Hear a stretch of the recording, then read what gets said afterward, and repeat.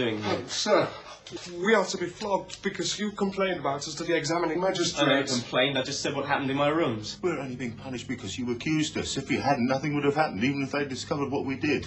We call that justice. Is there any way of getting these two off their flogging? I'll reward you well if you let them go. So, you want to lay a complaint against me too? Get me a whipping as well. If I wanted these men punished, I wouldn't be trying to fire you off now. It's not them that I blame, it's the organisation that's to blame, the high officials. If it was one of the judges that you were flogging, I'd reward you well to encourage you in your good work. No! I won't be bribed. I'm here to whip people. And whip them I shall. I can't wait any longer.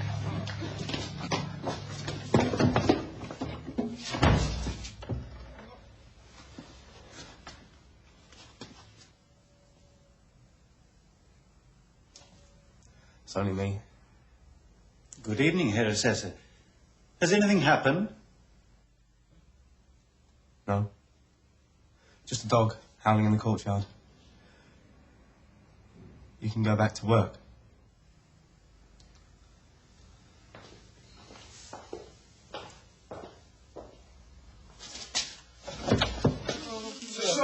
Sir!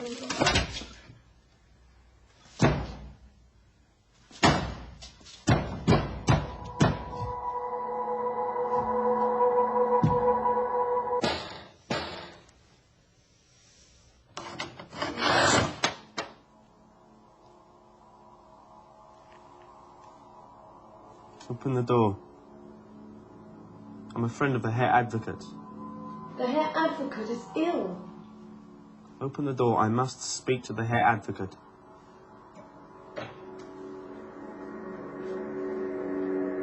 He is ill. Is it his heart? I think so. But he cannot see anyone. Lenny, who is it? He says he's a friend of yours, a Joseph K. Oh, Joseph. Let him in.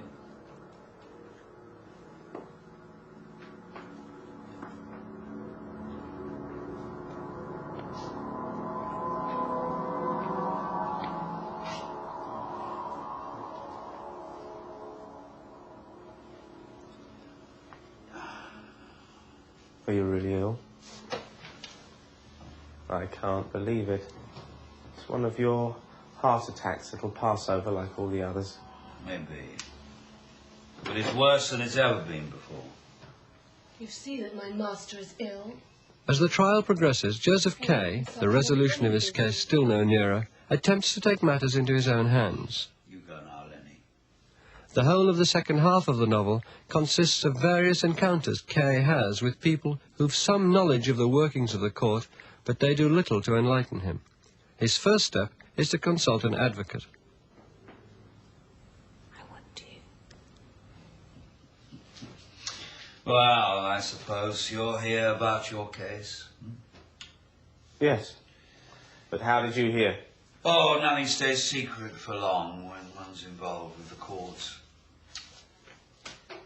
But I must warn you, there are many times when the first plea is not heard by the court at all.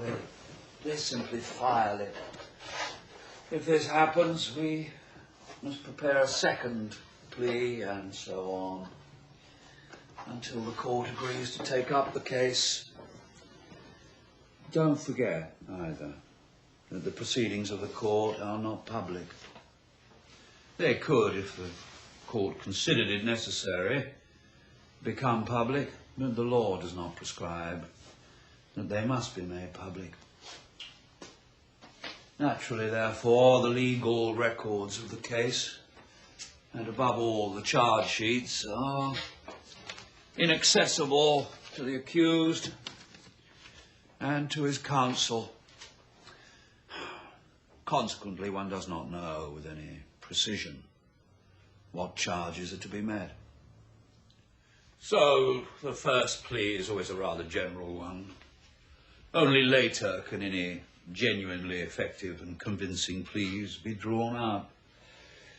In these circumstances, the defence is in a very ticklish and difficult position. And there are differences of opinion, even on that point.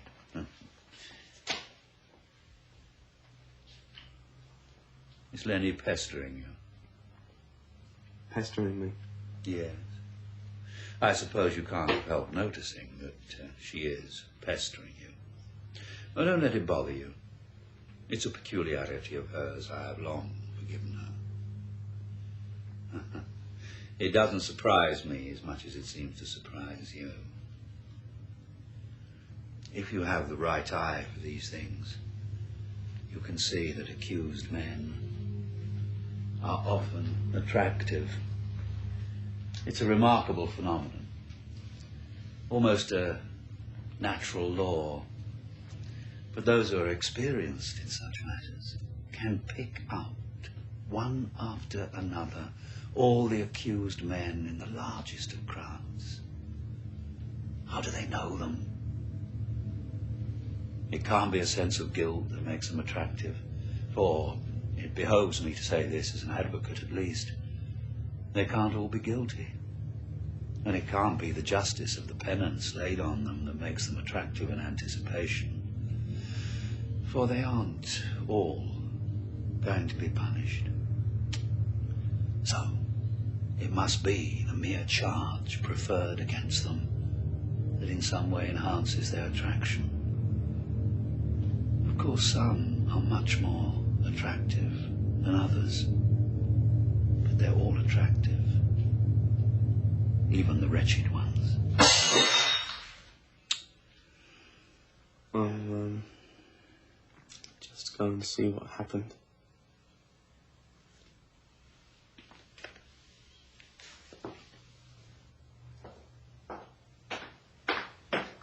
Nothing has happened.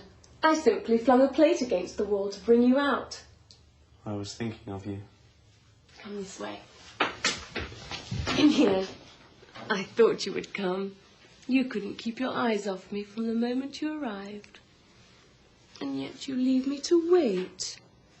Well, to tell you the truth, I'm really rather shy, and I didn't think you were to be had for the first time of asking. You didn't like me. And you probably don't like me now. Liking is a feeble word.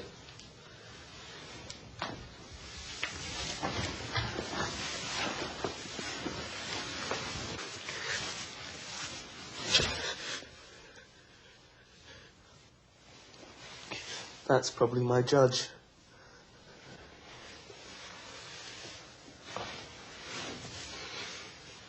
I know him. He often comes here. But that picture's not like him. He's a small man, almost a dwarf. But he had himself painted like that. He's madly vain, like everybody else here. But I'm vain too. It upsets me you don't like me in the least.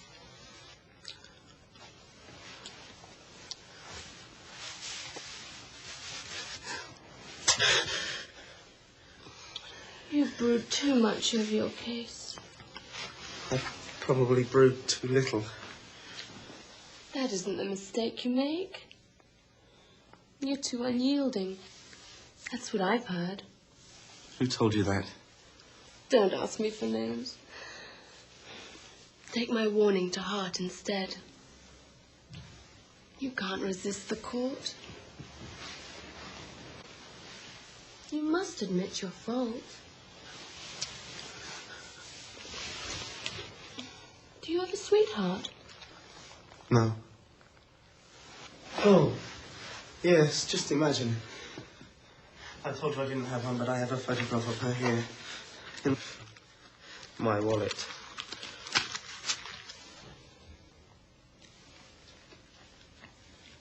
She's very tight-laced. You wouldn't miss her very much if you were to lose her. Or exchange her for somebody else. Me, for instance.